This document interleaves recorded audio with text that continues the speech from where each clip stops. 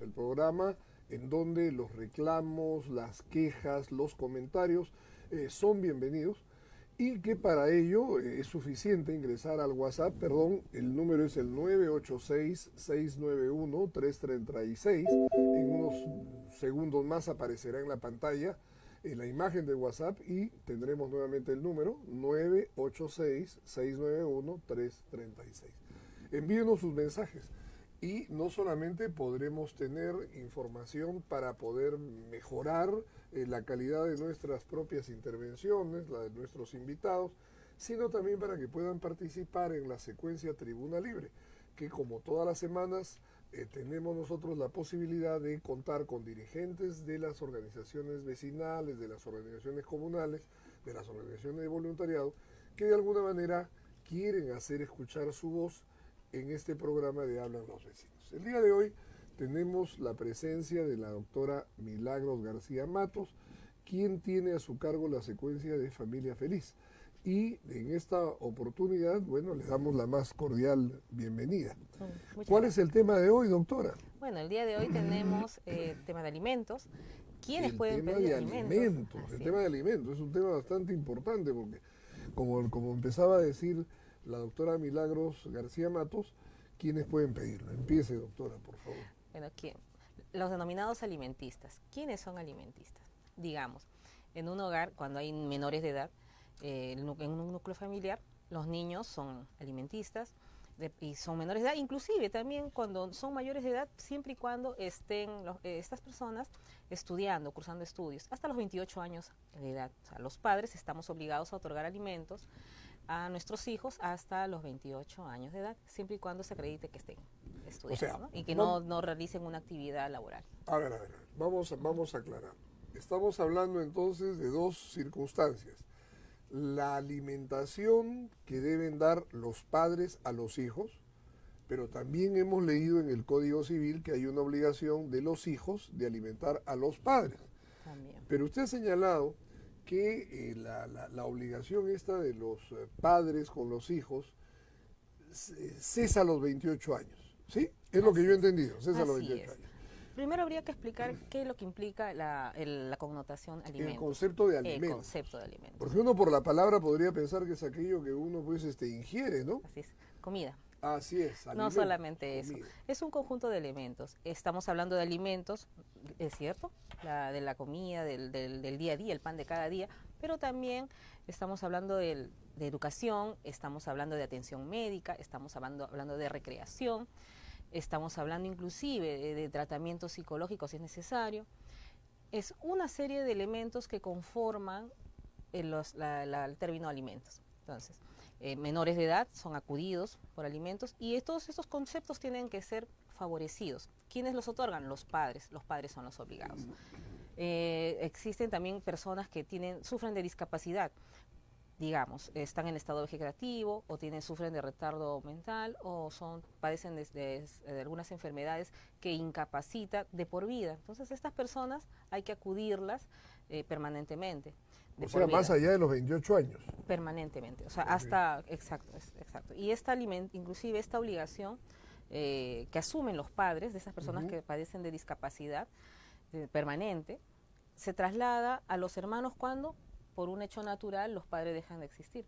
Entonces, alguien tiene que asumir la responsabilidad de velar por estas personas y otorgarle los alimentos.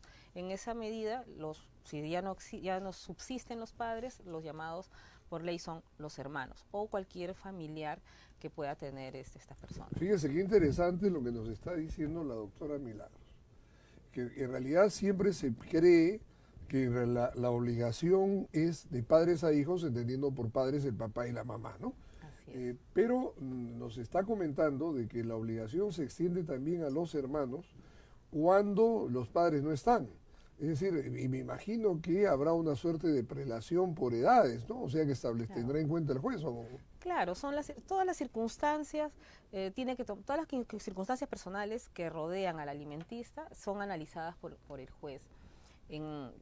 También existe el caso de los hijos, que también tenemos la obligación de acudir con alimentos a nuestros padres. Claro, esa es ya la siguiente etapa, ¿no? O sea, es decir, la etapa en la cual pero también en los alimentos en el hogar, en la casa, ¿no? Pero bueno, estamos hablando entonces de 3 etapas. La etapa de los alimentos de padres a hijos.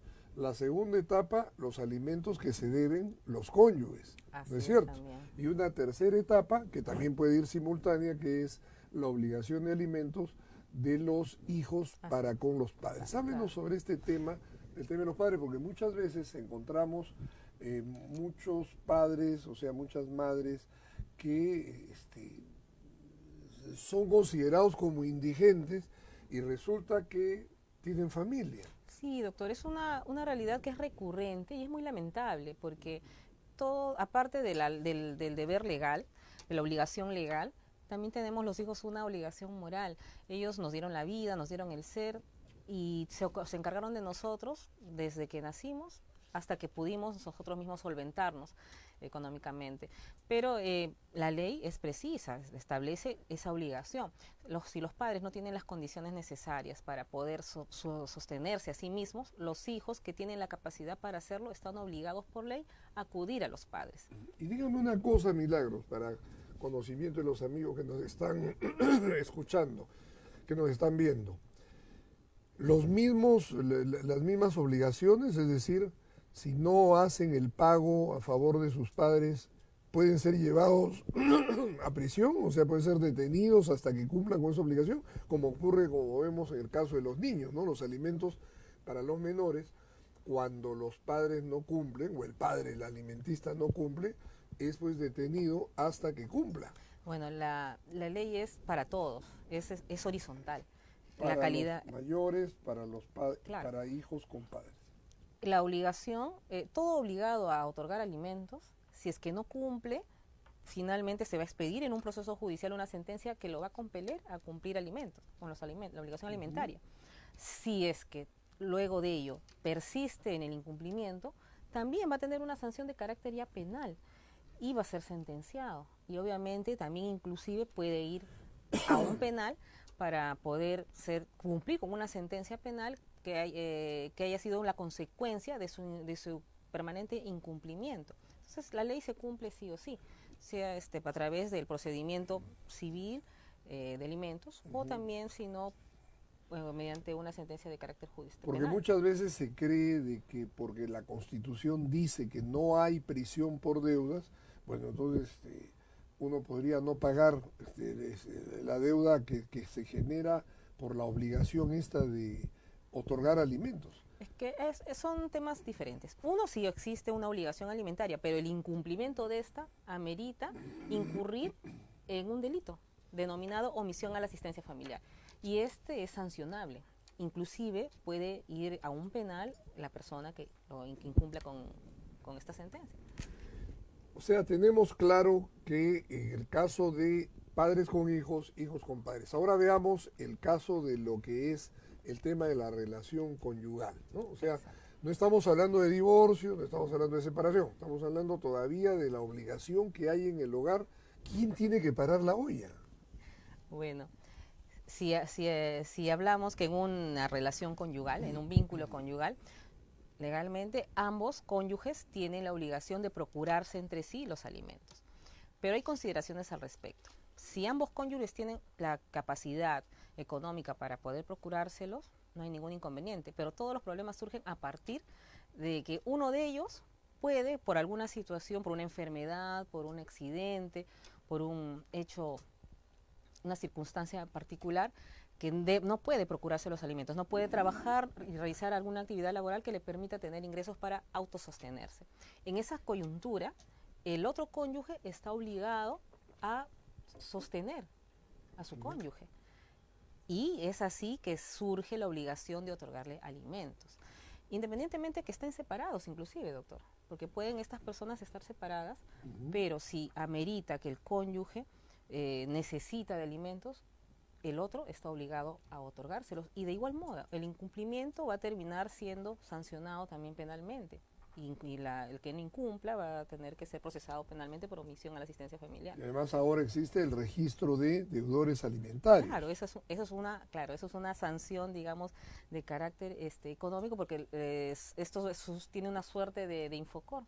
surte los mismos efectos. Sí, Entonces, la tienes persona... razón, es un infocor personalísimo alimentario, ¿no? Porque hay inclusive normativa en relación, por ejemplo, a quienes trabajan para el Estado, que están pues prohibidos de hacerlo si aparecen en el registro de deudores alimentarios. Lo que sí es indispensable es que el alimentista, la persona que necesita que se le otorgue alimentos, tiene que probar el estado de necesidad. El estado de necesidad es una circunstancia en la cual tiene que acreditarse, digamos, en una pareja de cónyuges, la esposa sufre un accidente y se queda, tiene una invalidez permanente. Entonces, esta situación personal nueva que se haya generado por un accidente, la pone en una condición que no puede autosostenerse. En esa circunstancia, el esposo, el cónyuge, tiene la obligación de acudirla, ¿no? Entonces, son circunstancias que se tienen que evaluar, pero si, digamos, en otra circunstancia, en otro escenario, en el cual ambos cónyuges tienen la capacidad de autosostenerse y tal vez la relación tenga un quiebre, ¿no? Y uno de ellos interpone una demanda de alimentos contra el otro, si es que esta persona, la demandante, la presunta alimentista, no acredita el estado de necesidad y sí tiene las condiciones económicas para poder solventar su alimentación y todos los gastos que requiera su supervivencia, o sea, lo básico que necesita para sobrevivir, subsistir, entonces la demanda no va a prosperar, porque ya hay jurisprudencia al respecto. La cónyuge no tiene derechos de alimentos en la medida que no acredite el estado de necesidad. Y de esos casos hay muchos en el Perú. Y terminan estas demandas declarándose improcedentes. Y en el caso de la unión de hecho, ¿cómo es el asunto? O sea, ¿hay derecho también en el caso de la unión de hecho? O sea, es decir, dos personas que conviven, que mantienen una relación con ánimo de permanencia. En este caso, me imagino que alguna influencia tiene que ver también el tema de que en la unión de hecho no deben tener impedimentos, o sea, para poder casarse, ¿no? Claro. Es una circunstancia también especial. En principio, como usted bien lo dice, es cierto. En la unión de hecho, ambas partes, ambas personas, ambos convivientes, ellos no tienen que tener impedimento para casarse. Tienen que ser personas que hayan mantenido el estado de soltería. O que se hubiera divorciado. O se hubiera divorciado, claro. Efectivamente, ¿no? Y eso por un lado, y que no tuvieran impedimento para casarse. Pero si se tratan de personas que, digamos, de la pareja, uno de ellos se mantiene casado con otra persona, no surten los efectos. Entonces, para que surtan los efectos de la unión de hecho, en principio tiene que esta ser bien declarada judicialmente e inscrita en el registro personal de la SUNAR. O la otra situación es que acudan ambas, después de 2 años de convivencia, acudan a un notario y formalicen esta unión de hecho mediante una escritura pública. Esta escritura pública se va a inscribir en registros públicos y todos los derechos que a partir de la inscripción en el registro personal de la SUNAR van a generarse derechos tal cual como si se trataran de una pareja de casados que haya contraído matrimonio civil. Que hayan contraído matrimonio, y estos son, civil. Efectivamente, y las consecuencias de los derechos que ambos convivientes, que ambos concubinos van a tener exactamente los mismos derechos respecto a temas de carácter patrimonial y en general todos los derechos, porque inclusive en la Constitución, antes de que existan cambios legislativos que precisen la unión de hecho, ya en la Constitución ya contenía este tema, ya estaba insertada en nuestra Constitución, pero no había una costumbre, un hábito de poder ejercer estos derechos porque se necesitaban normas leyes, normativa que sea más precisa y que pudiera puntualizar estos elementos. Entonces, si esto lo trasladamos al plano de que en una unión de hecho las personas que ya tienen regularizada esta situación ejercen los mismos derechos que cónyuges que hayan contraído matrimonio civil, entonces también podríamos decir que trasladarlo al plano de los alimentos, que el cónyuge que requiera de estos tiene los concubinos que tienen alguna situación mediante la cual pueda acreditar el estado de necesidad podrían exigir estos derechos. Ahora, en el caso de su ejercicio profesional como abogada, Milagros, ¿qué anécdota tiene usted? ¿Algún caso que llamó la atención? ¿Alguno que que podría compartir con nuestros amigos, obviamente con la reserva de no hacer mención alguna de los nombres, ¿no?, de las personas involucradas. Sí, casualmente he tenido un caso, no voy a señalar la corte también, he tenido el caso de una esposa de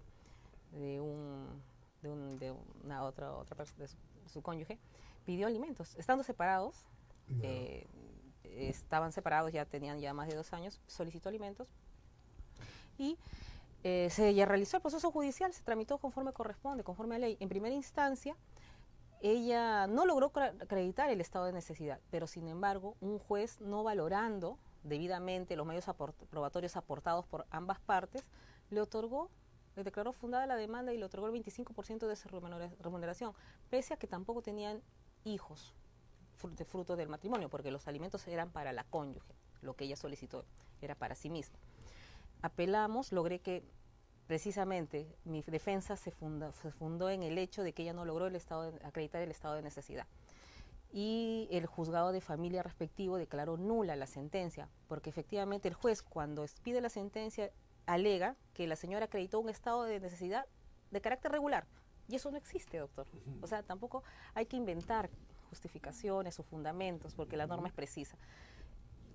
Luego regresó al juzgado de origen, el juzgado de paz de origen, y otorgó la quinta juez que conoció el proceso, declaró improcedente la demanda precisamente porque no logró acreditar el estado de necesidad. Y es una persona joven, saludable, que estudiaba en la universidad, estudia Derecho, y tengo conocimiento de que inclusive actualmente trabaja.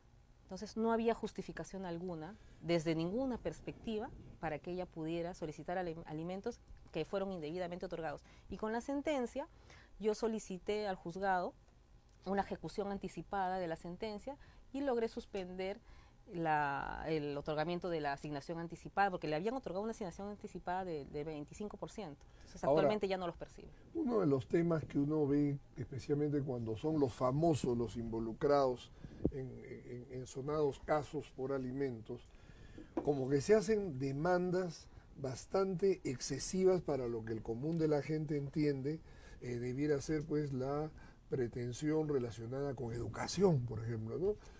Cada uno de nosotros tiene una idea, obviamente en base a las posibilidades económicas de cada uno, para poder atender a su familia. Y en algunos casos hemos visto pues que son miles de dólares que se piden porque él o la famosa tiene dinero. ¿Qué relación hay entre esto? O sea, porque yo tengo más dinero, tengo que tener que dar más alimentos, aun cuando entendamos de que pues, en realidad pues, o sea, pedir 30.000 soles mensuales para un niño es una locura, porque no cuesta la manutención regular de un niño esa cantidad. ¿Qué pasa? ¿Cuál es el criterio que tienen los jueces para atender este tipo de cosas? ¿La cantidad de dinero que tiene el demandado o la razonabilidad de lo que es el costo del mantenimiento de un niño? Claro, entran en juego varios factores. El juez que resuelve un caso de alimentos tiene que valorar en principio el estado de necesidad del menor. Tiene que ambas partes, cuando ejercen su defensa, tanto en la demandante como la demandado, ofrecen medios probatorios. La demandante ofrecerá los medios probatorios tendientes a acreditar cuánto es lo que necesita para la subsistencia del hijo de ambos. El demandado tendrá que acreditar que si los medios económicos que percibe son suficientes o si también tiene otra carga familiar. O sea, son varios elementos que entran en juego. Si el demandado tiene otros hijos, fruto de repente anteriores matrimonios o posteriores uniones, entonces la obligación que tiene respecto desde el hijo por el cual está siendo demandado, también tendrá que el juez valorar ello, pero sumado a la otra obligación que tiene. Entonces son varios elementos. O sea, se tiene que ver el estado de necesidad versus los ingresos que tiene el demandado, la capacidad de poder otorgar los alimentos. Entonces el juez tendrá que establecer unos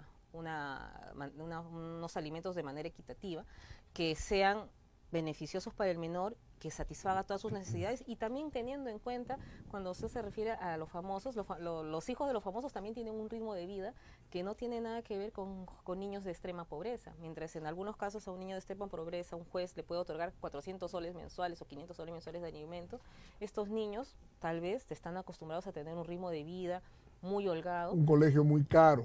Un ¿no? colegio que se pueda pagar de 1.000 soles exacto, o de $1.000 $1.000 mensuales, la ropa, la alimentación, los talleres, los deportes que pueda hacer, las actividades culturales y recreativas a lo que se están acostumbrados, porque también la recreación forma parte del concepto de alimentos. Entonces, sacarlo a pasear, viajar, cine, etcétera, también involucra el tema de alimentos. Entonces, y además hay dos formas de cómo pedir alimentos. Se puede solicitar alimentos en forma porcentual, de lo que percibe el demandado, y también en cantidades fijas. Si hablamos de cantidades fijas, se puede pedir dependiendo, ¿no?, la necesidad del menor. Obviamente que por lo general se solicitan a veces sumas astronómicas si son montos fijos, pero tiene que el juez parece pliego valorar. Sindical. Así es, así es. Entonces, lo justo es para el menor. Entonces, ese nivel de justicia, de qué es lo que realmente necesita un menor, lo va a establecer un juez en una sentencia. Y por último, Milagros, díganos usted, con su experiencia en este tema, ¿qué se necesita como modificación legislativa para poder lograr una mayor protección de todas las partes que están involucradas? Y cuando hablo de protección, también está la protección del alimentista, que a veces es motivo de una demanda excesiva, como usted muy bien lo ha dicho, es decir, de un pliego de reclamos, ¿no?, que se presenta, a todas luces excesivo. Pero también está el tema de la necesidad de proteger de que los niños, especialmente en el tema de los niños, sí, pero no solamente ellos, también hablemos del tema de los adultos mayores, que podamos nosotros tener mejores condiciones a nivel legislativo que protejan estos derechos. ¿Qué es lo que usted recomendaría como especialista? Mire, yo considero que más allá de expedir otras normas en materia alimentista que pueda proteger a los menores, a las personas con discapacidad, a los adultos mayores, más allá de ello, creo que es un tema de conciencia que cada parte involucrada tiene que ser consciente, uno, de lo que solicita y de otro lado, de la persona que está obligada a otorgar alimentos. Y el juez que tiene que asumir, tiene que ser muy analítico para emitir una sentencia que sea justa y que se ajuste a las necesidades del alimentista.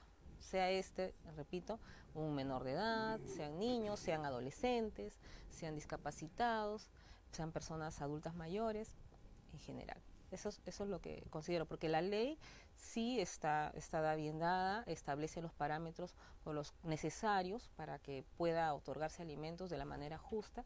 Se necesita jueces con mucha conciencia, que con mucho criterio apliquen en todo caso porcentajes y cifras fijas para otorgar alimentos a quien realmente los necesita. Ahora, en la participación de la DEMUNA, o sea, a nivel vecinal, ¿no?, de la Defensoría Municipal del Niño y el Adolescente, ¿cuál es la intervención que tiene con relación a este asunto? O sea, ¿puede intervenir antes de judicializarse este caso? Es importante la participación de las DEMUNAs, porque es el primer lugar a donde muchas personas acuden para resolver un tema de carácter alimentario. Entonces, acuden cualquier persona que quiera hacer una demanda de alimentos, previamente va a la DEMUNA y expone su caso, en la DEMUNA la atienden, citan a las partes a una audiencia de conciliación. Las partes en esa audiencia de conciliación tienen dos opciones. La primera, que no lleguen a un acuerdo y que el tema se judicialice. Y la otra es que las partes sí llegan a un acuerdo satisfactorio para ambas y concilien. Este documento, esta acta de conciliación que se otorga en la DEMUNA, que suscriben las partes de mutuo acuerdo, porque no hay cosa mejor que las partes se pongan de acuerdo, porque es mejor que un juez se imponga una sentencia que de repente va a ser complicada que la cumplan o va a ser mortificante para una de las partes, porque no siempre con una sentencia ambas partes quedan satisfechas con el contenido de la misma. Entonces, ¿qué mejor que conciliar? Esta conciliación, esta acta de conciliación suscrita en una demanda, tiene el valor de una sentencia, mediante la cual ambas partes se han puesto de acuerdo en los términos de la misma. En el caso de incumplimiento de esta sentencia, la parte alimentista puede ir al Poder Judicial y solicitar la ejecución judicial para que se cumpla con lo contenido en el acta de conciliación. Y no tiene que, es como que solamente se va a ejecutar una sentencia, no requiere ya probarse si el estado de necesidad existe, cuál es el nivel del estado de necesidad de la parte alimentista, o no, ya no se requiere nada de eso. Es simplemente uno va al Poder Judicial para solicitar la ejecución del acta de conciliación y punto, ¿no? El juez se pronuncia al respecto. Y en cuanto a los plazos, porque una de las situaciones que los abogados vemos cuando estamos litigando, aun cuando no tengamos que ver con el tema de familia, ¿no? Mi especialidad es el derecho administrativo, el derecho municipal.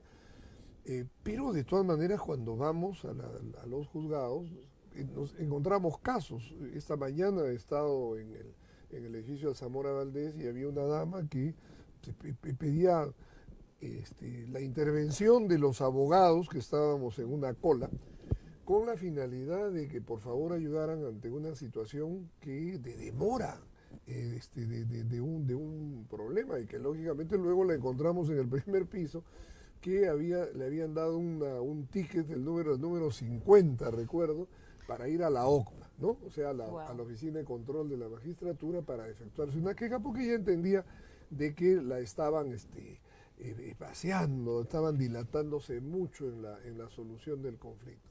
¿Qué pasa con los plazos? Los plazos no se cumplen, pero por una excesiva carga procesal. Entonces, el Código Procesal Civil establece los plazos que son de carácter perentorio y deben de cumplirse, pero esto es lo que dice el Código.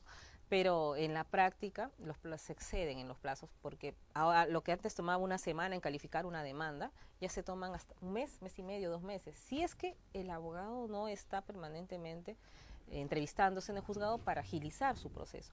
Entonces, los plazos se van dilatando. Y hay que tener en cuenta que también en un procedimiento de esta naturaleza hay audiencia.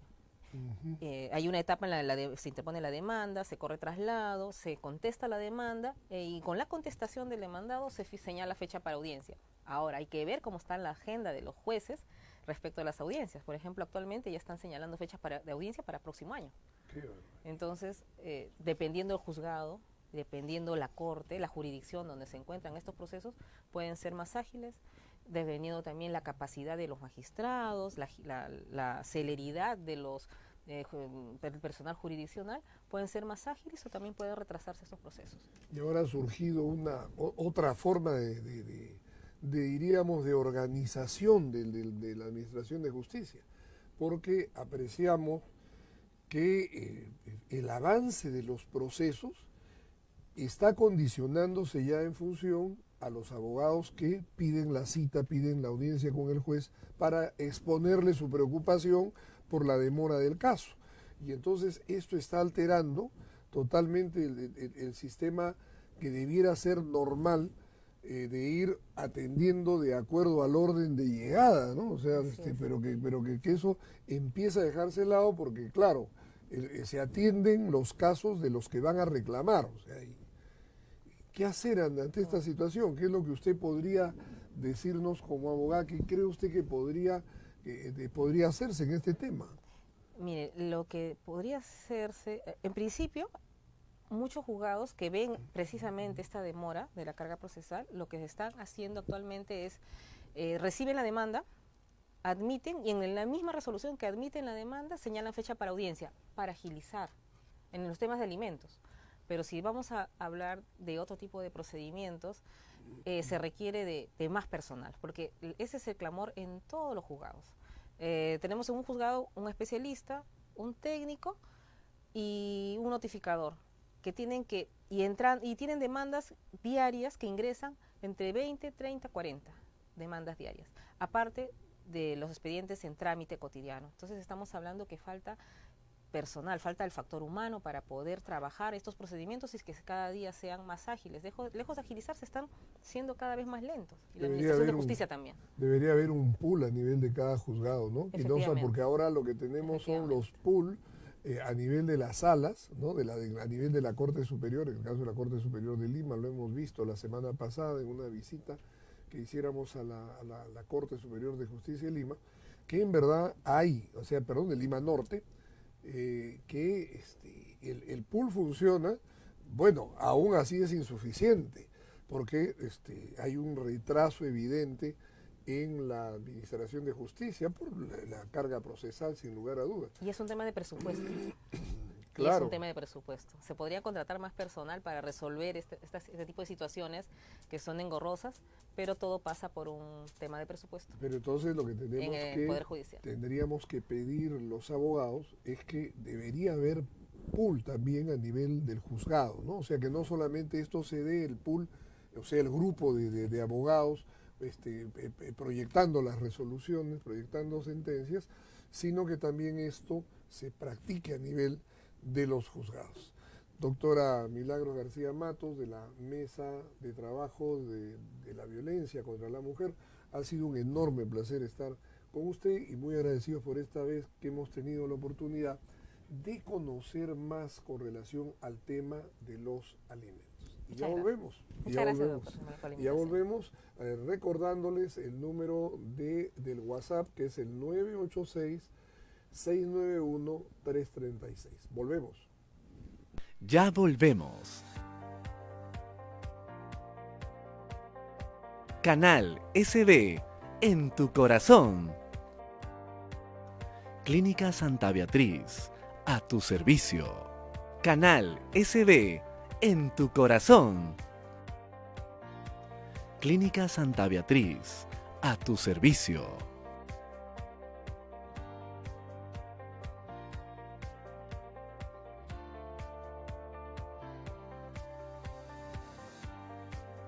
Canal SB en tu corazón. Clínica Santa Beatriz, a tu servicio.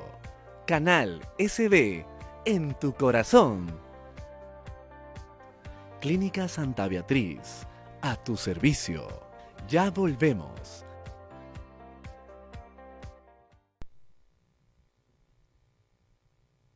¿Qué tal, amigos? Soy Marco Tulio Gutiérrez, dándole la más cordial bienvenida a este escenario digital en donde hablan los vecinos. Uno de los temas que siempre han motivado comunicaciones a nuestro WhatsApp vecinal es el referido de las cobranzas coactivas, es decir, en qué momento las entidades del Estado, y en este caso las municipalidades, ejercen la facultad de cobrarnos, entre comillas, a la fuerza, los tributos a los cuales estamos obligados a contribuir regularmente. Estamos con Joel Iturrizaga, abogado especialista en Derecho Municipal en la rama de la ejecución coactiva, rama en la cual ha estado los últimos 20 años de su vida, de los cuales 7 los ha dedicado a ser ejecutor coactivo de diferentes municipalidades. Joel, bienvenido al programa. ¿En qué momento se presenta esta obligación de los vecinos de tener que pagar sí o sí? De pagar sabemos cuando le llega el recibo, pero ¿en qué momento ya tienen que hacerlo sin tener que estar esperando que llegue la comunicación de la municipalidad diciéndole tiene 7 días de plazo para pagar o si no se les embargará algo? Buenas, doctor Marco Tulio, gracias por la invitación. Los vecinos acá en los distritos deben tener una conciencia, no solamente cívica, sino también de que los tributos que pagan a la municipalidad va a servir para las obras. Ellos saben que a partir del mes de febrero que le notifican la cuponera, están obligados a pagar tanto el impuesto predial como los árbitros municipales que se pagan en forma trimestral. Las municipalidades hacen beneficios tributarios para que puedan pagar sin intereses, sin moras. Ese es el gran problema en las municipalidades, que se acostumbran a las amnistías y ya deben pagar desde el momento de la notificación, en febrero. pero hay muchos vecinos que tienen la idea equivocada de recién pagarlo en julio, en fiestas patrias, o hasta en diciembre, ¿no? Cuando las cuponeras está claramente el vencimiento de los tributos, ¿no? O sea, perdóneme, Joel, esto quiere decir, como ocurre en algunas municipalidades, en la que yo vivo, no diré el nombre, son demasiado puntuales, en realidad puntuales, y hacen de que, por ejemplo, cuando pasan los días del vencimiento del recibo de los arbitrios, del recibo de marzo, no lo pagas al 31 de marzo, yo ya sé que el día 15 me está llegando la notificación de la municipalidad indicándome de que se ha iniciado el procedimiento de cobranza coactiva y ya me añadieron 50 soles más, o sea, sobre el monto básico, porque en realidad es entendible, y siempre se lo decimos a los vecinos, no solamente tenemos derechos, también tenemos obligaciones, y dentro de esas obligaciones están las que nos han enseñado desde el colegio, que el Estado presta los servicios públicos, pero para eso pues necesita que le demos los tributos, ¿no? Sin eso no se puede. Pero en este tema, en el tema en el que las municipalidades notifican cuántos días es el plazo, dígale por favor a nuestros televidentes, que hay desde el momento en que el recibo de la cuponera dice fecha de vencimiento 31 de marzo, para el recibo de enero y de febrero, 31 de marzo.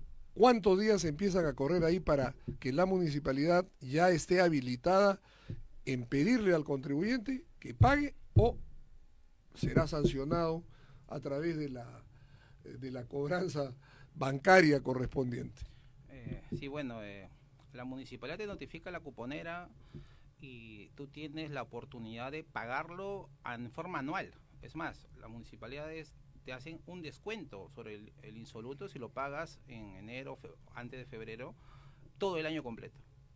Pero una vez que ya vence el 28 de febrero, la municipalidad te notifica la orden de pago por el impuesto predial y los árbitros municipales a través de una resolución de determinación. Tienes 20 días. 20 días es el plazo que el vecino tiene la opción de presentar su recurso de reclamación. Ese recurso administrativo en el cual a la municipalidad contradice si, por ejemplo, no hay muchos vecinos que venden su propiedad y la municipalidad sigue cobrando por 2 predios. En teoría le están duplicando el tributo. Entonces el vecino en ese momento tiene la oportunidad de presentar su recurso de reclamación. O tal vez el vecino ha fallecido, debe iniciar su proceso de sucesión intestada. Y muchos motivos por el cual el vecino tiene la oportunidad de presentar su recurso de reclamación 20 días posteriores a la notificación de la orden de pago y la resolución de determinación. Pasado ese plazo, ya se inicia la cobranza coactiva. Se le notifica la resolución número 1 y se le otorga a los 7 días. Muchos vecinos recién vienen a la municipalidad cuando se le embargan las cuentas bancarias, que es la primera medida cautelar que se le aplica. Es muy sencilla, pasan los 7 días, notificamos a todo el sistema financiero y automáticamente en 5 días el banco nos contesta si hay fondos en soles, en dólares, y nos entrega los fondos retenidos mediante un cheque de gerencia. Nosotros como ejecutor coactivo y los auxiliares proceden a ir al banco a recoger el cheque, ingresar a la municipalidad y cancelar la deuda tributaria. Esa es la principal medida cautelar. De ahí, si no hay dinero en el banco, pues procedemos a ordenar la captura del vehículo, la inscripción ante registros públicos del inmueble, posteriormente hacemos el remate. Tratamos de darle todas las facilidades al vecino, pero lamentablemente hay en distritos, por ejemplo, La Victoria, los empresarios dejan de pagar sus tributos 5, 6, 7 años, ¿no? Con la excusa de que no reciben el servicio, cuando ya sabemos que el servicio no solamente es para el propietario, sino para toda la comunidad, ¿no? El servicio es público. Eso es bien interesante, Joel, porque mucha gente dice, por ejemplo, lo que conversábamos antes de empezar el programa, que yo no recibo el servicio de parques y jardines porque no tengo un parque frente a mi casa, ¿no? ¿Cómo le respondes a ese argumento? Sí, eso siempre sucede, ¿no? El servicio es para toda la comunidad, parques y jardines, serenazgo, y hay un precedente en el Tribunal Fiscal, ¿no? Que en el caso de un municipio, en la cual una universidad se fue en queja al tribunal fiscal para objetar eso. Esta universidad contrataba los servicios privados de seguridad dentro de su campus universitario. Alquilaba el personal para hacer el recojo de basura, cortar los parques dentro de la universidad. Todo eran servicios privados que pagaba la universidad, pero la municipalidad igual le cobraba los arbitrios. Se le embargó, se fue al tribunal fiscal, se fueron hasta el Poder Judicial y quedó el precedente de que los arbitrios es para todo el distrito y no solamente para el propietario del bien, ¿no? Claro, porque sería injusto que, por ejemplo, los predios que están ubicados frente a la Plaza de Armas del distrito, que es la zona, que diríamos la zona siempre emblemática de cada una de las localidades, ellos tuvieran que pagar por la Plaza de Armas y yo no pago porque vivo a 3 kilómetros de ella y no disfruto del área verde. No, tampoco tendría lógica porque en realidad el distrito es de todos. Y eso es interesante que nuestros amigos tomen nota porque hay servicios cuya prestación se caracteriza por ser individual, por la conexión del medidor, como es el caso de la luz, el agua o el contómetro del servicio telefónico, pero hay otros en los cuales no hay pues contómetro ni hay medidor. No, o sea, es decir, yo hoy día puedo tener una gran fiesta en mi casa y dejar un basural en la puerta de ella. Y los demás días, lo de siempre, una bolsita pequeña con los residuos sólidos del día a día. Pero igual tengo que pagar.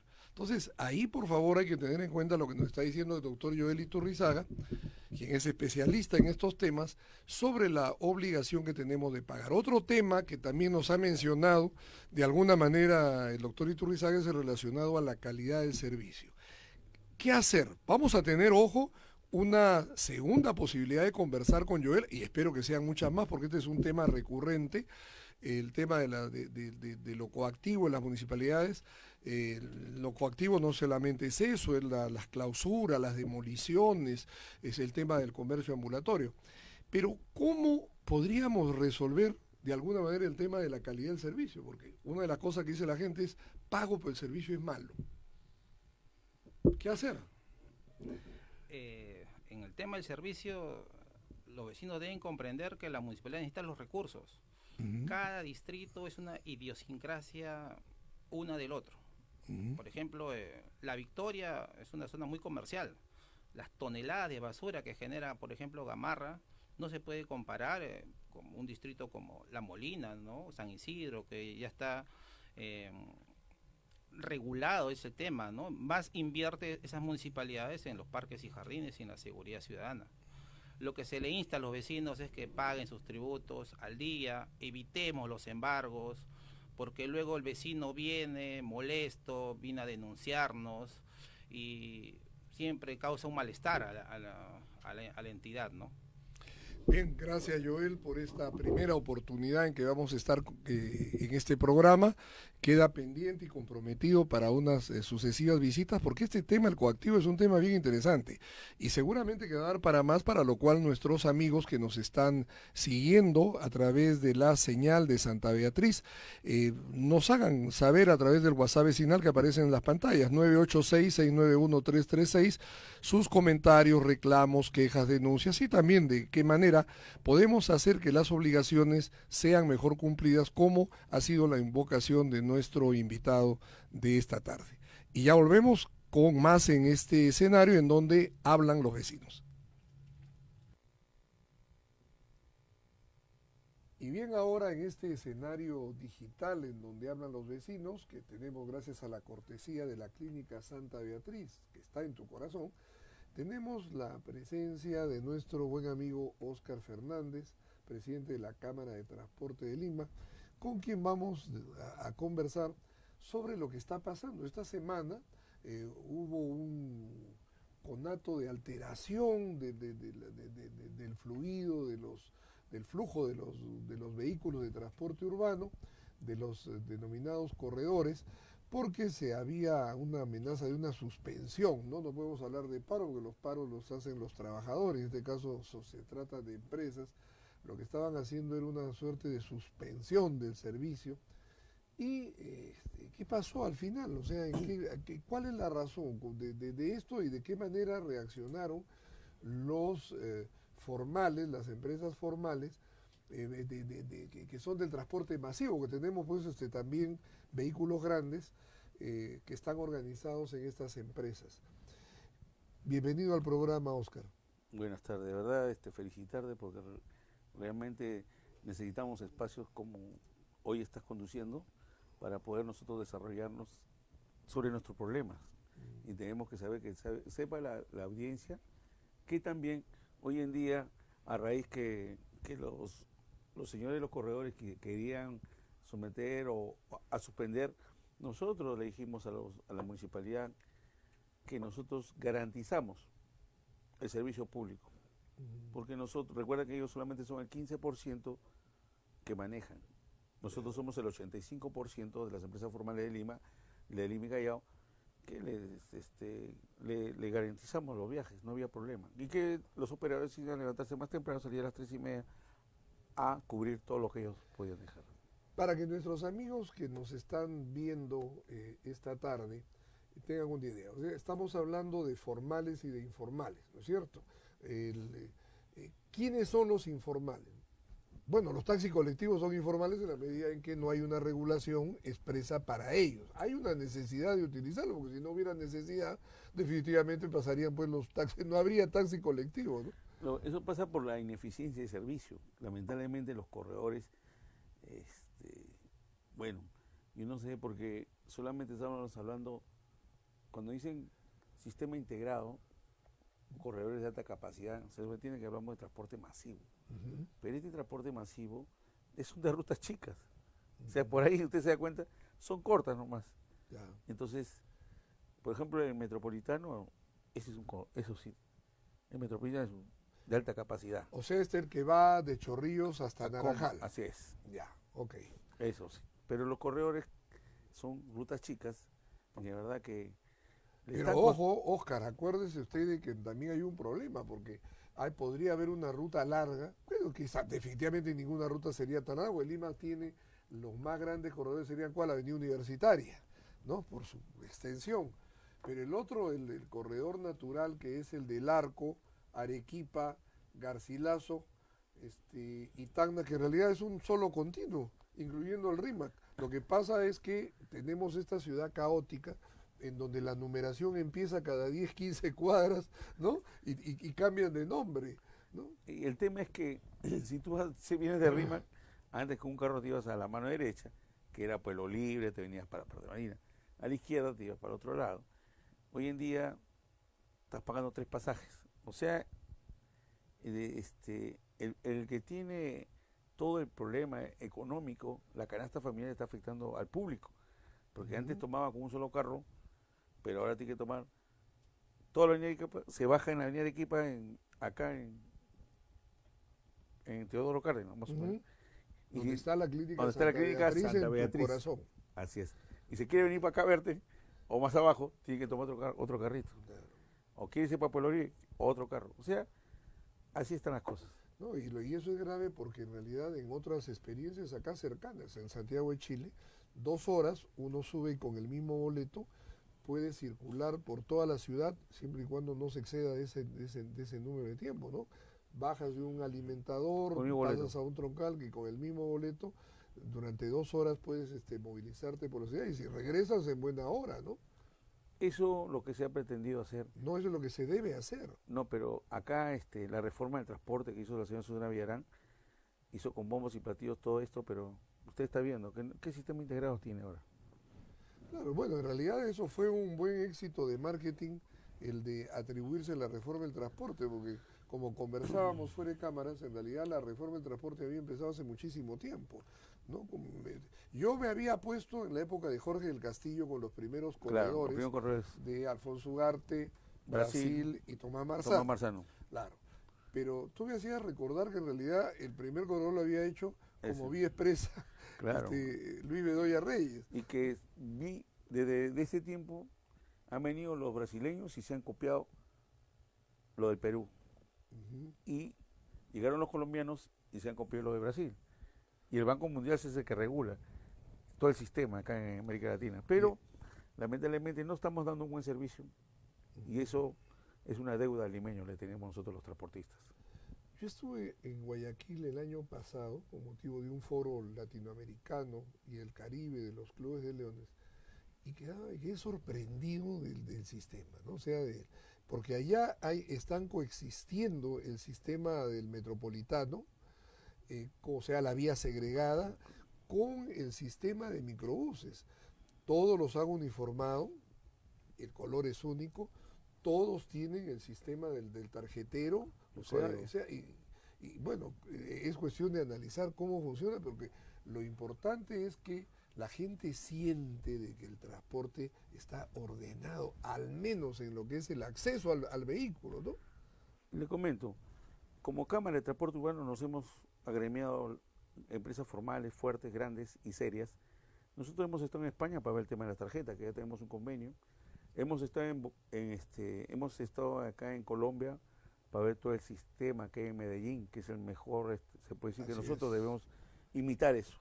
Y lo que en Ecuador también ha imitado lo de Medellín. Nosotros hemos viajado, hemos ido a ver los sistemas, porque nosotros ya estamos esperando que de una vez se siente bien el ATU, porque el ATU hasta ahora no quiere conversar con nosotros. Entonces, desde ahí ya está comenzando. Es una mala señal. Es una mala señal porque la autoridad tiene que dialogar con todos los protagonistas del tema. Porque es necesario que sepan las autoridades que nosotros estamos en la capacidad financiera y operativa para comenzar a trabajar. Cuando se habla de informalidad... No, empezar a trabajar no, porque si están movilizando el 85% de pasajes, en realidad ya lo están haciendo. Más de 4,5 millones de viajes, cerca de 5. Nosotros estamos para más, tenemos carros ahorita, tengo un promedio de que estamos esperando de una vez que se siente bien el ATU para arreglar nuestra situación. Y sobre todo quiero que sepan el público limeño que nosotros estamos de acuerdo con la reforma. Y sin tener estabilidad jurídica, seguimos invirtiendo. Inclusive todos nuestros carros son Euro 5 y tenemos carros a GNB, el 80%. Estamos esperando que de una vez la señora María Jara nos llame para comenzar a trabajar de la mano. No tenemos ni un problema. Nosotros no tiramos piedras. Vamos a ir con una propuesta, decirle, señores, esta es nuestra propuesta, unifiquemos los trabajos y un trabajo tiene que ser mancomunado para avanzar. Lima no puede parar. Y eso es increíble porque en verdad, como has mencionado, el tema de la seguridad jurídica, de la estabilidad jurídica, en verdad la inversión requiere, para que puedan tener ustedes un flujo de capital del sistema financiero, se requiere pues de que a quien le van a prestar el dinero pueda saberse que lo va a devolver al menos en 20 años de trabajo a través de la concesión de la ruta, porque si no se convierte en la cosa peligrosa. Recordemos que hubo una época que en Lima las licencias, las autorizaciones de transporte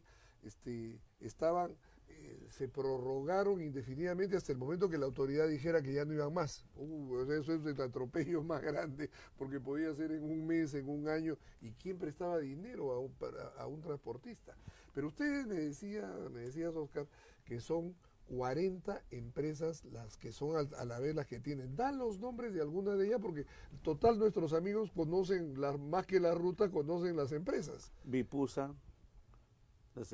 Tenemos a Vipusa, tenemos a todas las empresas de evitamiento. El Rápido, nuestra operatividad de nuestra empresa, queremos pasárselo para que ellos vean. Es más, la otra semana estamos con una empresa para poner las cámaras dentro de los buses para evitar los robos, para estar conectado en una red con todas las comisarías que pasemos nosotros. Y está el tema del acoso, ¿no? O sea, el tema de los atropellos sexuales. Bueno, yo en realidad me siento muy, muy satisfecho de haber conversado contigo, Oscar. Ustedes garantizan que seguirán trabajando, obviamente, a la espera de que las autoridades los convoquen. ¿No hay amenaza de paro por parte de ustedes? Señora, le voy a pedir de acá, señora María Jara, usted ya no está hablando con los transportistas de hace 40, 50 años. Usted está hablando con los transportistas hoy en día, que nosotros estamos profesionalizando el transporte. Es más, nosotros no vamos a tirar piedra, nosotros vamos a ir con propuestas, con inversiones claras. Y recuerde usted, Lima nosotros los transportistas le debemos a Lima un transporte eficiente. Conversemos y trabajemos de la mano. Está en su cancha la pelota. Sin querer queriendo le has dado el título a la secuencia. Transporte eficiente. Eso es lo que quiere la gente.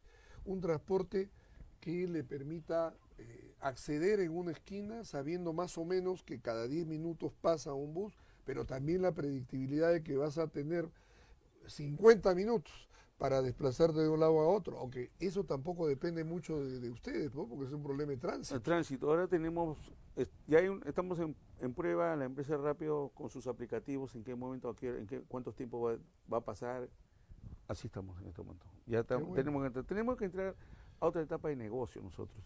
¿Y qué ha pasado con las combis? ¿Dónde se fueron? ¿Por qué han desaparecido realmente? O sea, aparecen en las noches, se le ve después de las 11 cuando la policía descansa, aparecen las combis. Lamentablemente, esos son el transporte informal. Ajá. Que de verdad también, yo sí desde acá veo que todo es necesario, todo se puede integrar, pero tiene que haber voluntad política y sobre todo poner gente seria que conozca el tema de transporte. No puede ser posible que en la DGTU dirija un abogado cuando debe sentarse un ingeniero. Un ingeniero de tráfico, un ingeniero vial. Así es. Ese es el tema acá en el Perú. Donde debe ir un abogado pone un ingeniero, donde debe ir un ingeniero debe poner un abogado. Y acá en el Perú se preparan, en la Universidad Villarreal hay una especialidad. Yo recuerdo que cuando fui director, gerente municipal en la Municipalidad de Puente Piedra, llevé para el área de transporte local un ingeniero vial, o sea, porque se supone que el tema tiene que verlo el especialista, ¿no? Yo fui coordinador de la Corporación de Ingenieros del Perú, de la Universidad de Villarreal, yo me acuerdo de la primera promoción, y por eso que conozco muy bien el tema. Tengo 45 años en este negocio, toda mi vida he sido transportista. Yo tengo 40 municipalistas, o sea, sí. 5 años antes ya estabas tú en Yo me acuerdo que usted le invitamos, usted nos hacía nuestra propuesta técnica y conversamos, ¿te acuerdan? En esos tiempos hablamos del tema, el abuso de las papeletas. Ah, eso era cuando era regidor del Lima. Claro. ¿Cuántas veces le hemos ido a tocar la puerta? Usted era una persona bien tratable, bien buena onda con nosotros y siempre tenemos un cariño a su persona. Bueno, yo te comprometo, Oscar, de que tenemos que seguir tratando este tema. Vamos a invitar también a otros amigos y por supuesto también a la gente de la Municipalidad de Lima, ¿no? O sea, y de la naciente Autoridad del Transporte Urbano, para ver de qué manera todos contribuimos a que nuestra ciudad tenga un transporte digno, eficiente, ordenado, ¿no? Que es lo que todos merecemos. Y sobre todo masivo. Y sobre todo masivo, o sea, ya tenemos que pasar a la historia. Y de segundo nivel, los viaductos, yo soy un fanático de los viaductos. No, escúchame, yo estuve en Filadelfia hace 2 años, 2 o 3 años, y me quedé sorprendido cómo parece una ciudad de mecanos. O sea, ahí no es de que han puesto el viaducto como lo que nosotros vemos, porque al fin de cuentas el viaducto es simple y llanamente el ramal de salida de una vía arterial para una vía colectora, Así es. ¿no es cierto? Pero acá no, acá estamos viendo como mecano, ¿no? O sea, un segundo nivel, parecían los carros pasaban encima de uno, de fierro, podría decir, esta es la ciudad de mecanos, ¿no? Pero resuelven el problema, porque lo importante es, mira, si nosotros vamos a creer que las calles de Lima van a aguantar la cantidad de vehículos que necesitamos, tanto para el transporte público como para el transporte privado, es imposible, o sea, no va a haber forma. Le comento algo chiquito. En 1985 se hizo el primer tren eléctrico en el Perú. ¿Qué hubiese pasado si hubiesen concluido las obras de estos 4 presidentes que han pasado con 4 líneas? Sí, hoy en día sería la ciudad de los Reyes, volveríamos sí, a ser. Claro que sí. Entonces se da cuenta, y por esas cuestiones nosotros los transportistas nos hemos sentado para entrar política también, porque es necesario ser dueño de nuestro destino.